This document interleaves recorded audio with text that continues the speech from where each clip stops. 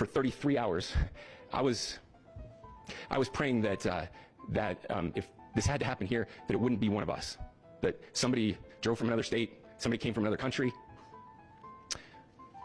Sadly, that prayer was not answered the way I hoped for. Lock in, fuck niggas. What the hell did I just hear? Did the governor of Utah, who has one of the most lax gun laws in the state, is surprised as one of his residents that committed the assassination? It's been confirmed that Tyler Robinson, a white man from Utah, was the one that assassinated Charlie Kirk. Not a black person, not a Muslim person, not a trans person, but a white man from Utah. Now, based on his voter registration, it shows that he has no affiliation to any parties. Now, there isn't any direct evidence to show the individual's ideology, although there is a photograph of the individual in a Donald Trump costume. There are numerous photos of the suspect handling firearms, which clearly shows that Utah gun laws failed Charlie Kirk. And I still don't understand how the Utah's governor is still surprised that it was a white man from Utah that did this. If we just look at all the attempted assassinations and assassinations that happened this year, all of it was from white men. State lawmaker Melissa Hortman, suspect is a white man. The 2 assassination attempts on Donald Trump were white men. But you guys won't acknowledge that. And the reason is because Charlie Kirk bred the idea that white Christian people are the perfect being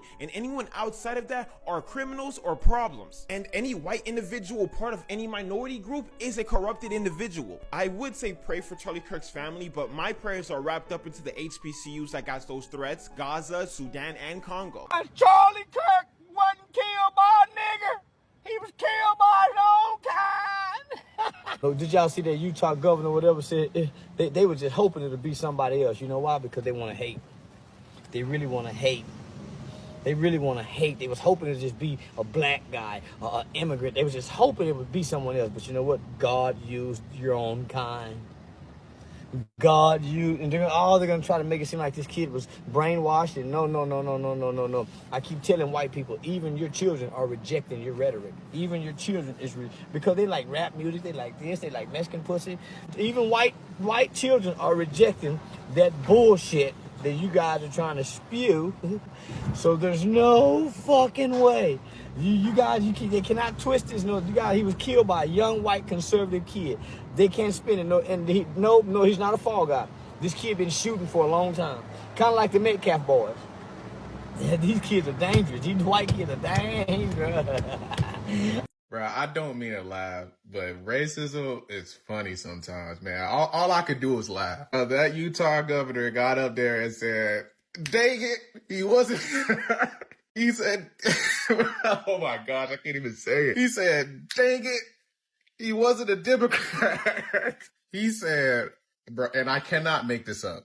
He said, I was praying it wasn't one of us. Then Kash Patel sitting behind him, bro, this dude says, I was hoping that it was somebody from overseas. Please, somebody, I'm begging you, screenshot Kash Patel's face in the moment he said that and post it in the comments, please.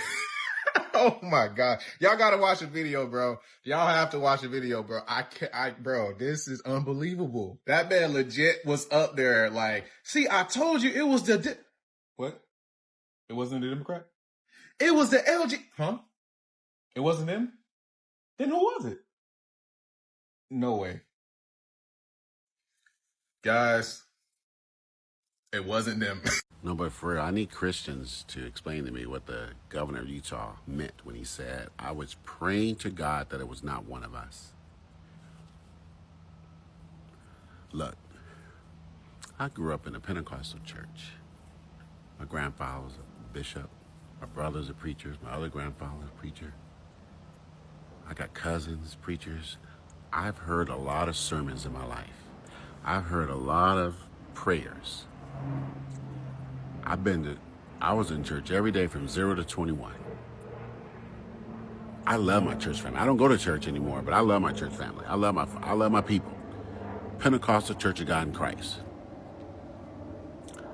I've never heard a person say what that governor of Utah said.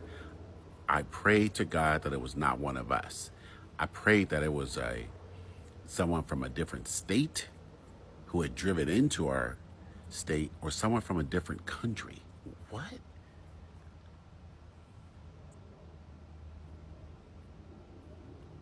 So this is for Christians.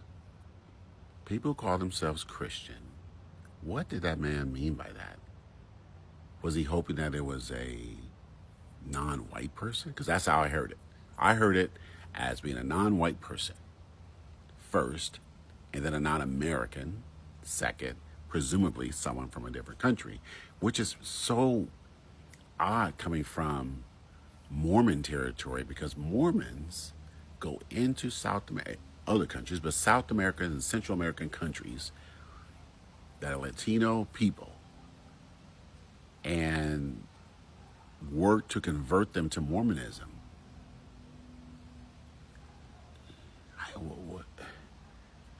What did he mean by that? That was such an odd statement. And look, I don't know that governor, and I saw he was emotional up there. And it seems like he was most emotional because it was a white guy that killed that other guy. So somebody help me understand that. Some Christians out there, help me understand that. Man, y'all cap ass niggas talking about it's one of us. I ain't seen a picture yet. Oh, okay. But like one of them, right? Like definitely a leftist, like looks like us, but doesn't think like us, right? Oh, okay. Well, at least he's not a Utah citizen. He's one of those crazy people from the other stage, right?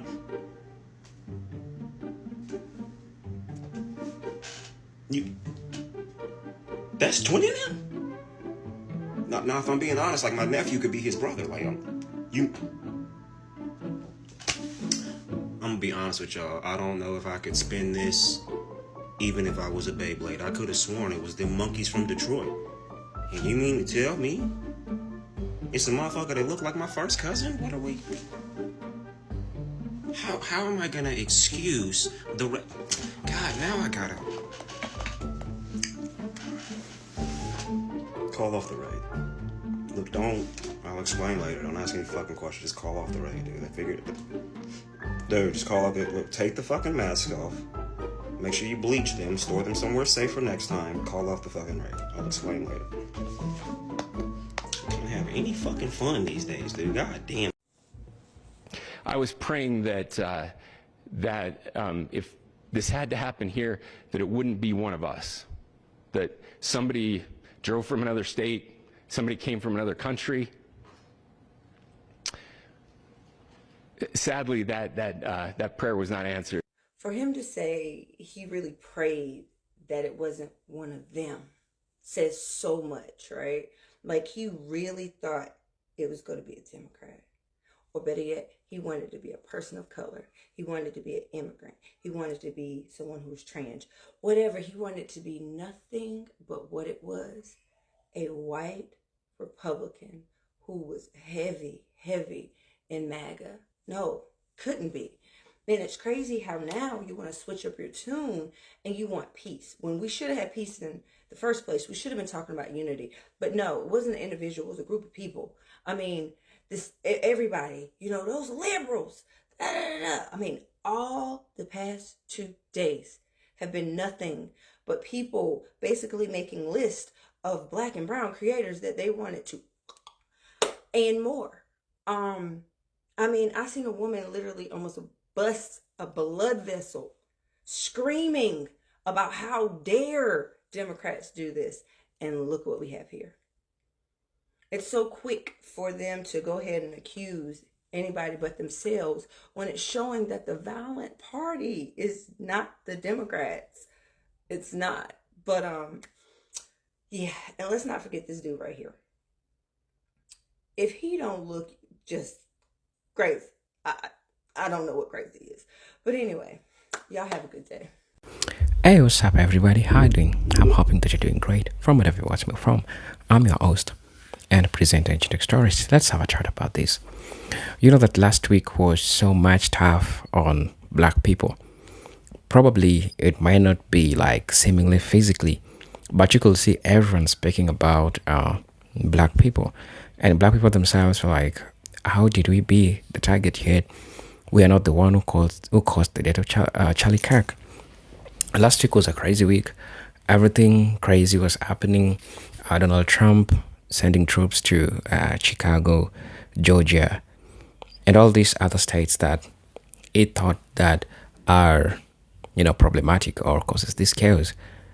There is one thing that was touching, and it seemed like black people were the public enemy, or until it was confirmed that it wasn't a black person, or until it was confirmed that it was not any immigrant or any those people that belong to the plus groups, right? So one thing that I like to say is that this is just a chat with black people. I just want to share with my brothers and sisters about all these issues. What the governor say was so provocative, right? How can you come in front of everybody and say that you pray that it doesn't be a white person? This has so much implications.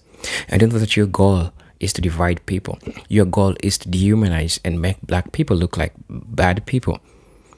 Because after that scenario of that guy was insane that stabbed the Ukrainian girl, it was something which was so much devastating, and we are not supporting that in as much as it was being done by a black person. But you understand that at the same time, we had something at least to say, because this was a person who was mad. This person was not normal. The same way crazy things happened and black people were, viewed as the public enemy. Because you remember Charlie Kirk died. One of the last things that he was commenting on was the death of this black person. You can go check out his channel. May his soul rest in peace, right? So you get to realize that black people were put at the peripheral of speaking. Everyone was looking like black people are the problem, we need to get rid of them. I saw crazy clips of a person trying to ask another person if we have that was so crazy question. I don't want to talk about it, right? But I'm getting to learn, and at least I'm getting to see light out of all these things.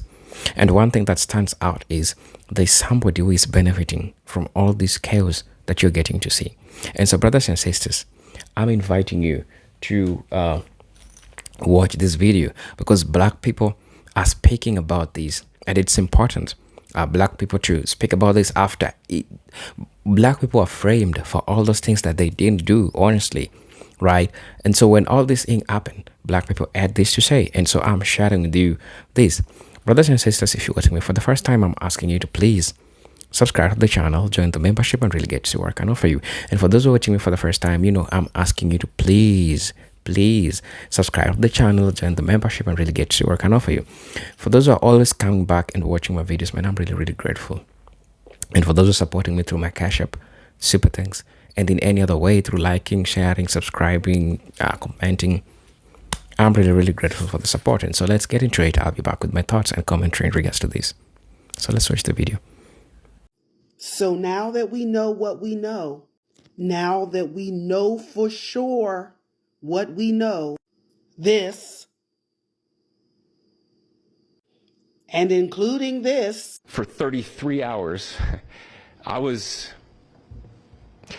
praying that if this had to happen here, that it wouldn't be one of us, that somebody drove from another state, somebody came from another country. Sadly, that prayer was not answered the way I had hoped for. What does any of it have to do with HBCUs? I need someone to answer that. I need someone from their side of the aisle to come and tell me, what does any of that have to do with HBCUs? This was the outcome of a MAGA on MAGA crime. This was the outcome of a feud between the Charlie Kirk camp and the Nick Fuentes camp. And I'd be remiss if I didn't remind you, it happened in Utah. Ain't no HBCUs in Utah. Ain't no HBCUs nowhere near Utah.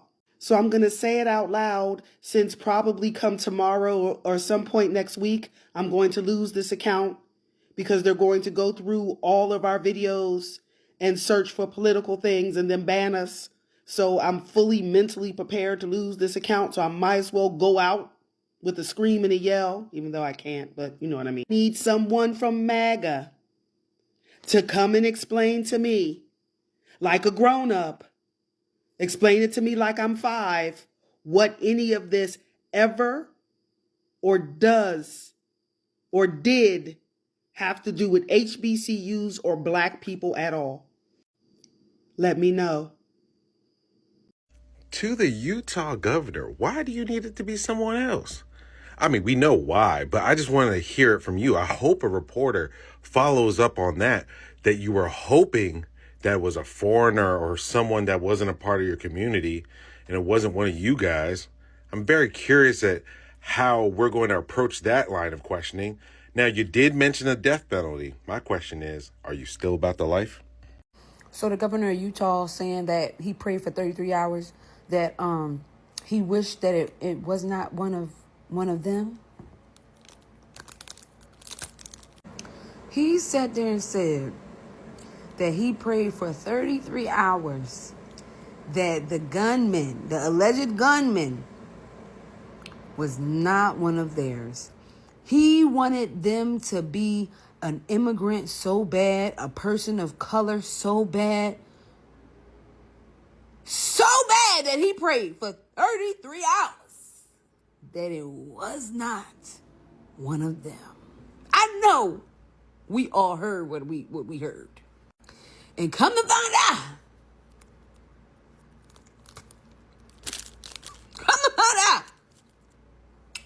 it was one of him. Clock it. I would do my little finger clip, but I got a popsicle in my hand. Clock that. Sir, yeah, it was one of yours. What did you think? Who did you think? Who could you possibly have thought it was?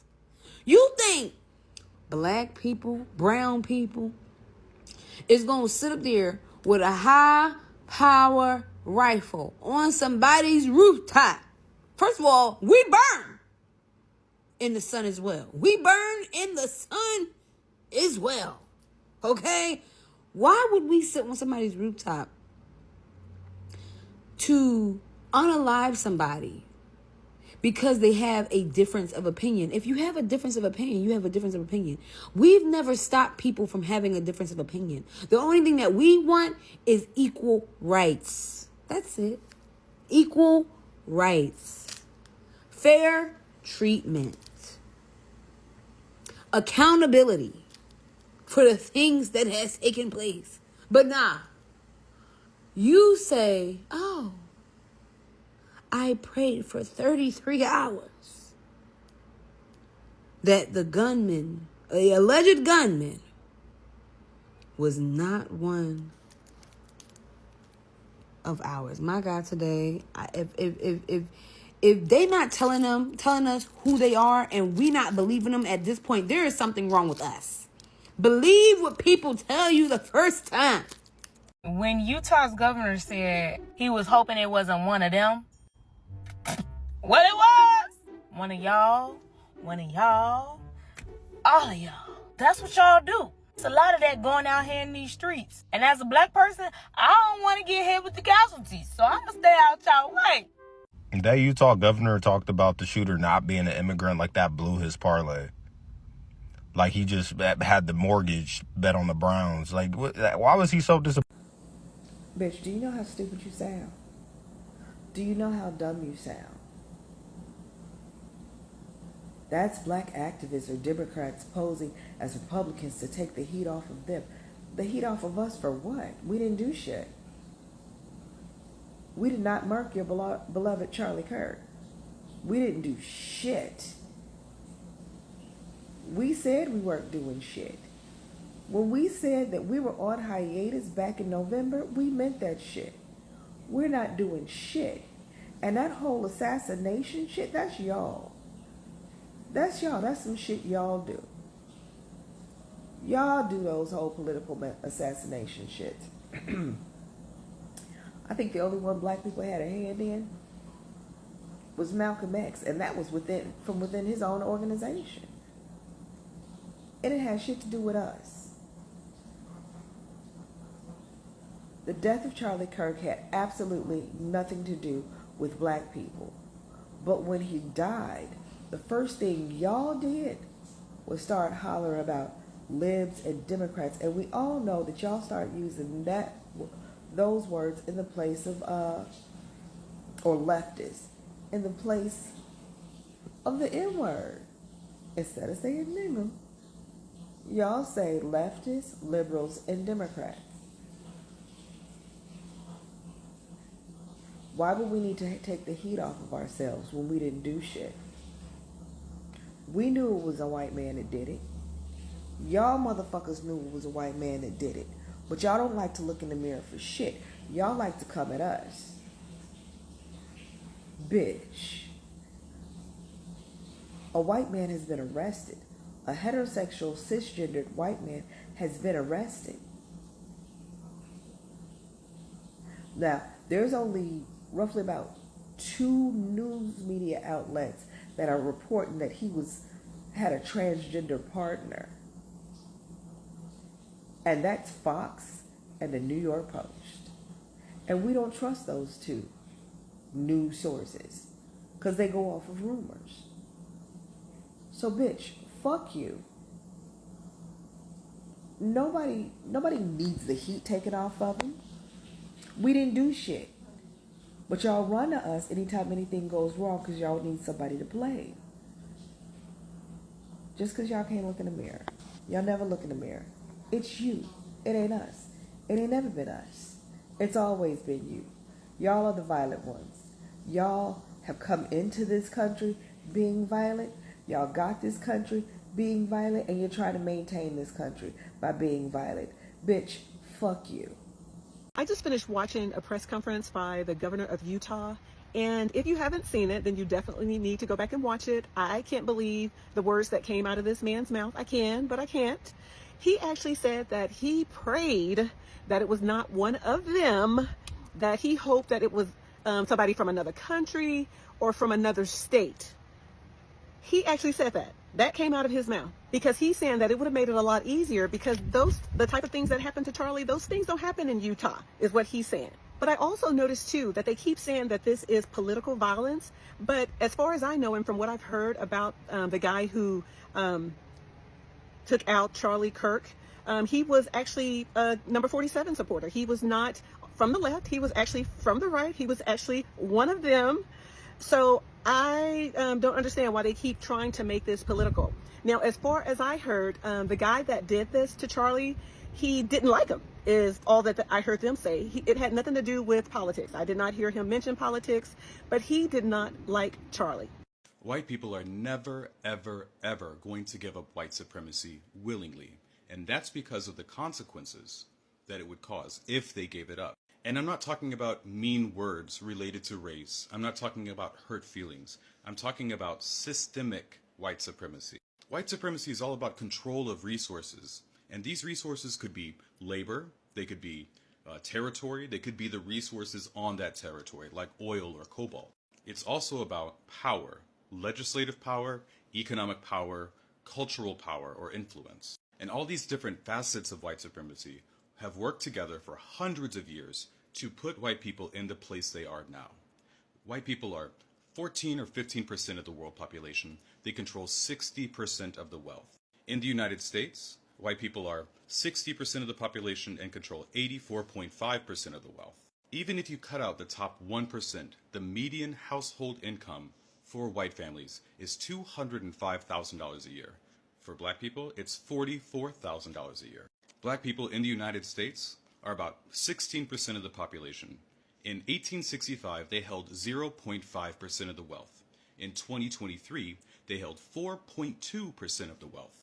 Africa is 17% of the world's population, but holds less than 2% of global wealth. And I'm bringing up Africa because white supremacy is a global system. And to end global white supremacy, it's necessary to remove the control that white people have over territory that they've taken through white supremacy.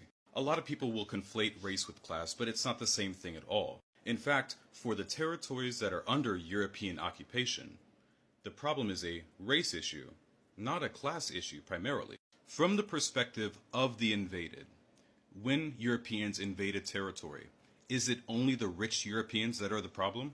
No, it's the poor Europeans as well.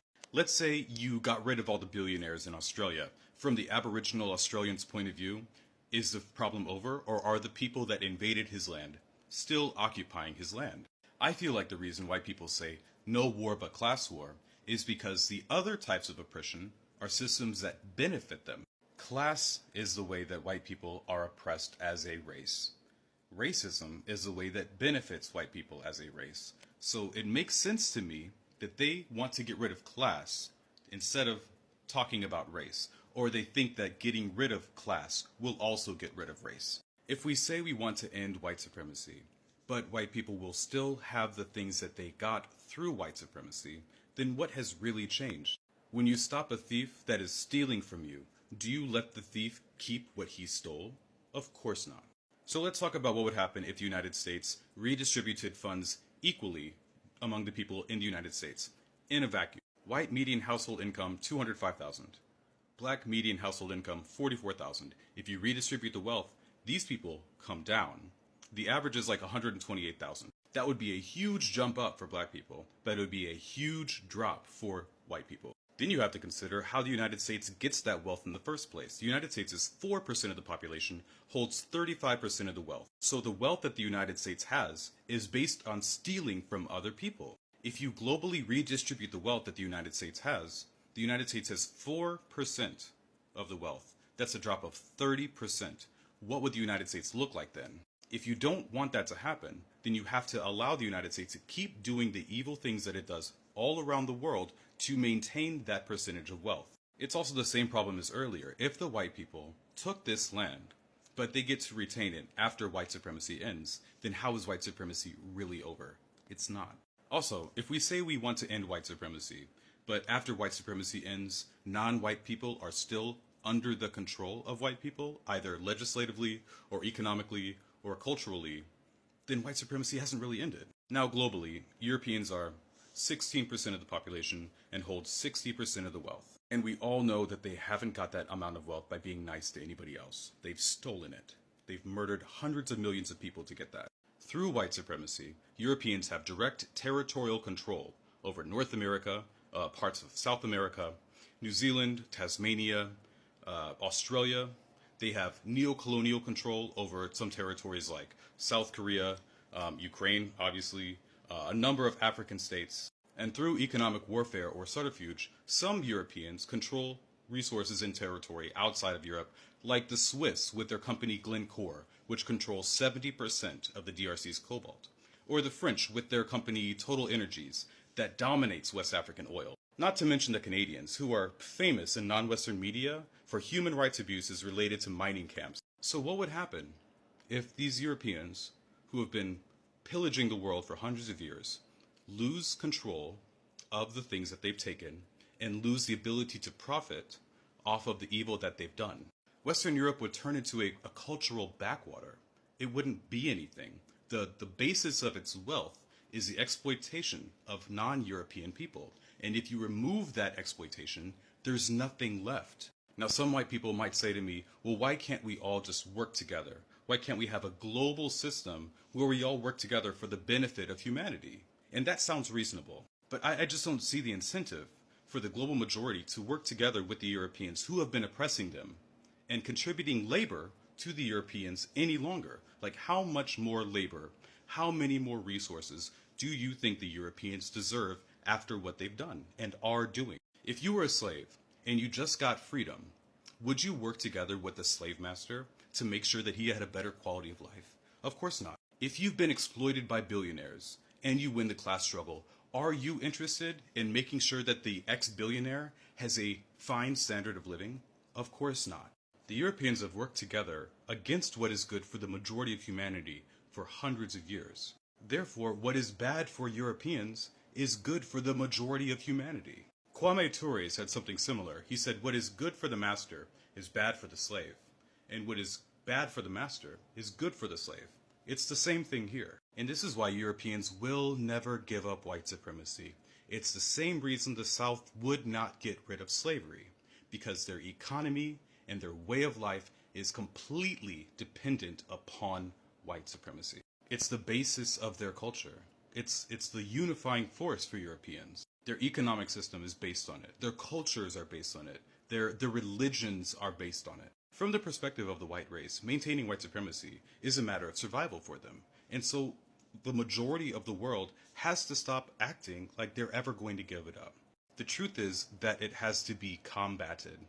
It has to be fought. The power has to be taken. And only through taking the power are things going to get better for humanity. You said his last name was Robinson? Uh-huh. Yeah, okay. What's his first name? Oh, Tyler. No! What was I hoping for? You know, Chiquavius or Muhammad. One crazy thing about all this thing is that after everyone learning that the person who was responsible for the death of Charlie Kirk, this person Robinson, they later on came to learn that, they're coming back and saying that he was radicalized. And you know what this means, right? The radical left. That he has been corrupted. I mean, you're getting to see all these things in real time.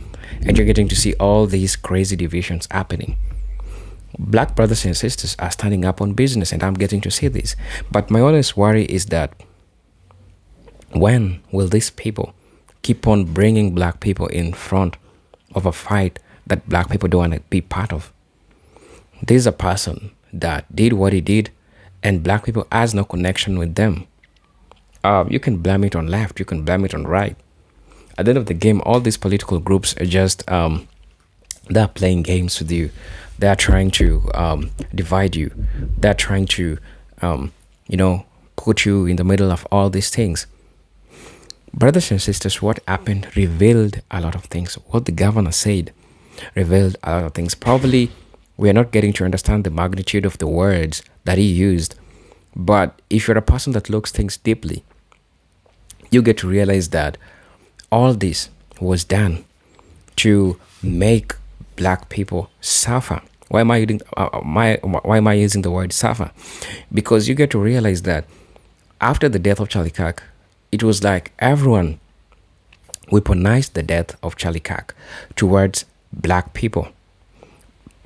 Black people are the problem. And everyone, I could wake up, go on my YouTube channel, everywhere I could saw white conservative channels, because definitely that's what those people want.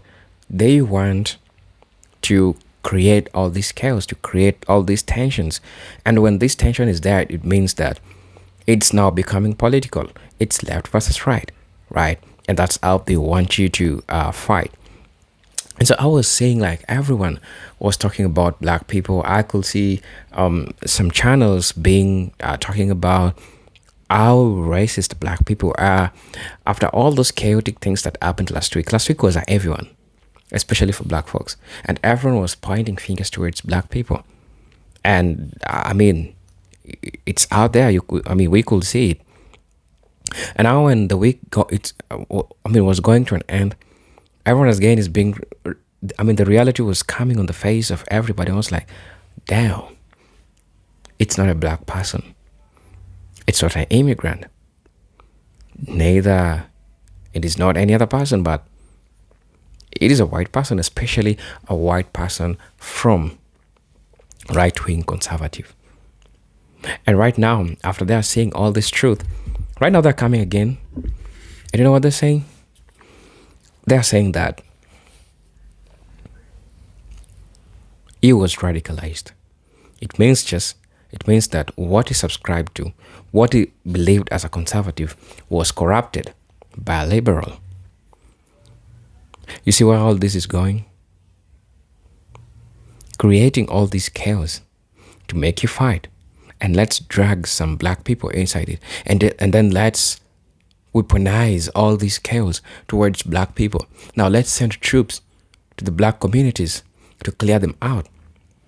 Because when I watched all those videos during last week, the problem was black people.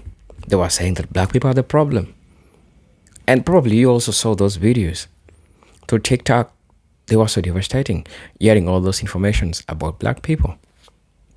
You saw how unhinged they exposed themselves. They exposed how they feel. And they exposed what they can do. And they used the word war. they'll fight back. And they were ready to fight. Let them fight right now because the reality is out there. Let them fight. Let them go to that family that killed Charlie Kirk and let them fight them back. Because they said they're declaring war on white Americans. Now let's see. Because in as much as they were saying that Charlie Kirk died because he was a person who was trying to share his perspective about all these geopolitical stances, that of course I agree. Not everyone has to agree with what Charlie Kirk said, which I was also part of it. I didn't agree with what Charlie Kirk, some of the things that Charlie Kirk was saying. At the same time, I agreed with some things that he was saying, but not everything. But that doesn't mean that his death, since I wasn't agreeing with some things that he was saying, doesn't mean that I'm responsible for his death because I'm a black person or because I belong to a given political group, maybe let's say at the leftists, because the leftists right now are being seen as the people that are causing all this problem, especially black people. And black people are put at the pedestal. Everyone was talking about them. Like, look, you are the problem. You're causing the problem and we need to get rid of you. I saw people use a couple of funny examples to show how black people are problematic in the United States. And in fact, some people went ahead and combatized that to be racist against black people. And they just said what they think about it. And so, brothers and sisters, I really don't know what you feel about this. But please, add me down. Say about this in the comment section. Use a black person. What do you feel about all this? Right? Because we need to have a discussion in regards to all this. These are the things that are happening. And we need to talk about them at the end of the day. So brothers and sisters, let me see you on my next video. I didn't have much to say, but just the truth. Right? And so please let me know what you think about this video. I'm your host and presenter, Agent X Stories. But until then, peace, love, and harmony. Salute.